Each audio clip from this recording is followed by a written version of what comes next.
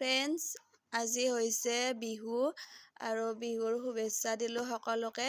দেমাক happy Bihu, happy Rongali Bihu. আৰু এইখন গামোচাখন তাই আজি পাপাকক দিব বিহু বুলি, আৰু তাইও মানে এইবাৰ ফাৰ্ষ্ট টাইম পাইছে বিহু, আৰু ভাবিলোঁ তাইৰ হাতেদি মানে পাপাকক দি দিয়ক বিহুৱানখন।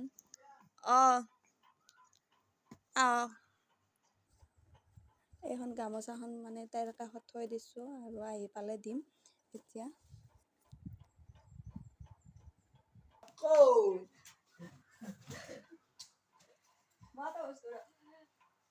তাই মানে আজি প্ৰথম মানে বিহুৱান দিব আপোনাক ন, এই গামোচাখন